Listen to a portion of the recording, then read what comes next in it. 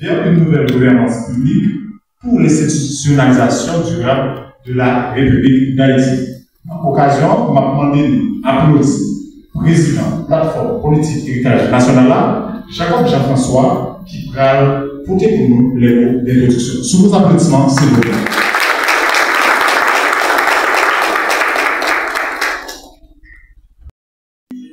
Pour entretenir nous sur un certain nombre de points.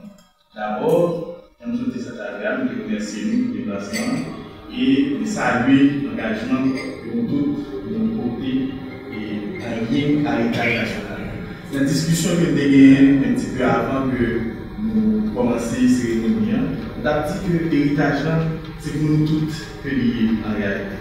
L'héritage, ça est très lié au fait que les anciens nous découvrir, nous mourir, pour permettre que nous gagnions liberté. Ça. Nous voulons rappeler que la liberté que nous gagnons aujourd'hui, il y a une triple implication. Bien sûr, son liberté qui permet que nous sortions de l'esclavage, son liberté tout, qui permet que nous disions non à un système colonialiste, mais son liberté qui permet que nous montrions qui ça nous-mêmes, en tant que monde qui a une couleur épidermique, ça, en général, que les noirs, que nous avons fait dans le monde aujourd'hui. Et son héritage qui est très important pour nous continuer chérir jalousement, et pour ne pas quitter personne, puis faire nous comprendre que nous avons mis de côté, ou bien nous ne devons pas utiliser encore comme repère historique que nous avons. Je voulais entretenir avec nous toute situation de crise que nous avons ici en Haïti. Nous voyons depuis un pile l'année comment chaque jour qui passe, la situation est plus mal. Et j'aimerais dire de discuter de ça au niveau de l'héritage national. Je dis Haïti n'est pas rien au niveau international. Moi, je me rappelle, il y a de l'école classique, on a parlé de pays comme Somalie, Érythrée. C'est des pays pour moi-même qui étaient à des centaines de millions d'années-lumière de nous. Et je dis malheureusement, Haïti pouvait sous même liste avec les pays. À tel point, je dis on déclaré que nous avons une organisation terroriste là. Et là encore, c'est un gros fardeau qui se trouve. Parce que déjà, le fait que nous avons une organisation terroriste là, nous ne pouvons pas attirer l'investissement direct étranger. Parce que le peu d'investissement qu'a sur dehors, nous pouvons l'envoyer, c'est terroriste que nous allons financer. Et dans une situation pareille, il est pratiquement impossible pour financer le développement. Et nous devons exactement ce que ça a fait et on a décidé de faire comme ça. La deuxième chose, il y a tout en implication administrative. Bien entendu, toujours aimé dire ça, on visage son courtoisie que lui. Mais nous avons aujourd'hui tous ces pays qui sont en liste, qui fait que de l'autre côté, nous ne pouvons pas aller dans le monde. Et nous connaissons comment que nous gagnons en termes de pondération en diaspora haïtienne qui est assez considérable au niveau de pays nord-américains. L'autre implication, ça gagne, c'est une implication légale.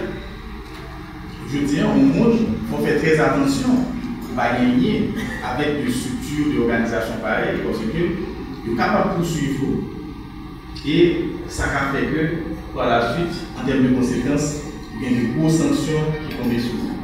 Donc, toute implication, ça fait que le pays moins est isolé. Vous mettez sous ça, nous avons une crise politique. Parce que nous avons la dernière élection, peut-être la dernière fois que nous avons voté ici dans Haïti, c'était en 2017.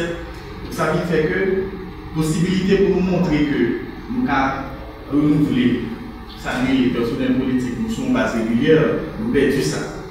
Et le fait que nous avons une situation comme ça, ça fait que même coopération que nous ne pouvons pas arriver à avec le pays qui est sérieux, parce qu'on ne vient pas faire nos confiance. Crise économique, tout.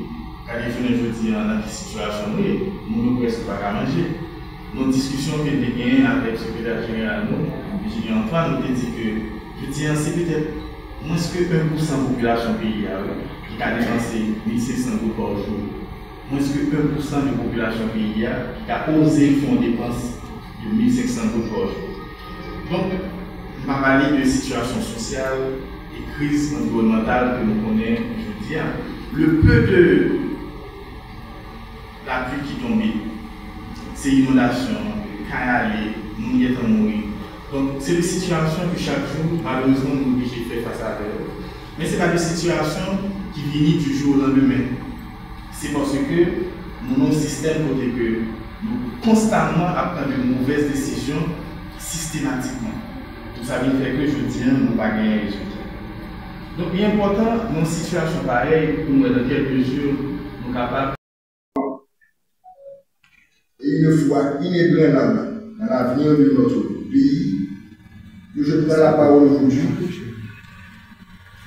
pour partager avec vous une vision.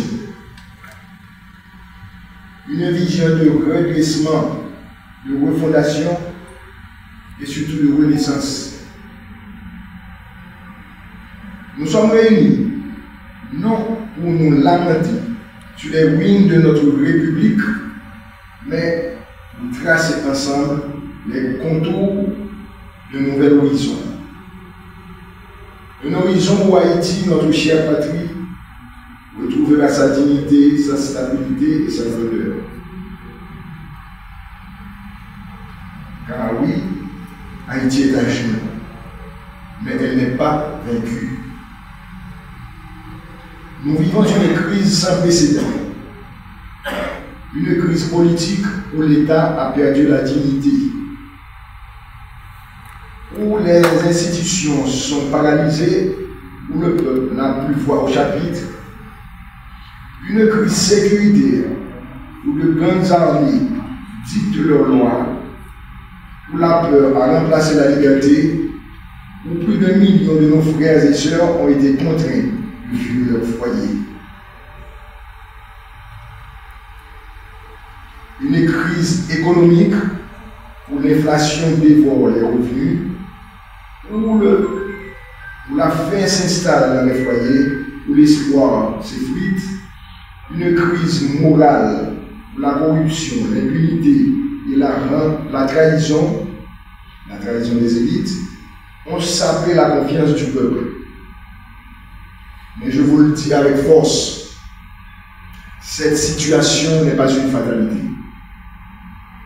Elle est le résultat de choix. Et ce qui a été détruit par des choix peut être reconstruit par d'autres choix. Des choix courageux, des choix patriotiques, des choix de femmes et d'hommes d'État. C'est pourquoi je suis ici. Non pas pour faire de la politique politicienne, mais pour proposer une voie. Une voie de salut national, une voie de sauvetage national, une voie de gouvernance renouvelée, fondée sur l'urgence de satisfaire les revendications populaires qui sont la sécurité, le redressement économique et social et la légitimité économique. Aucun développement, aucune élection, aucune réforme n'est possible sans sécurité. Nous devons reconquérir notre territoire, restaurer l'autorité de l'État. Cela exige une PNH renforcée, des opérations coordonnées sous commandement haïtien.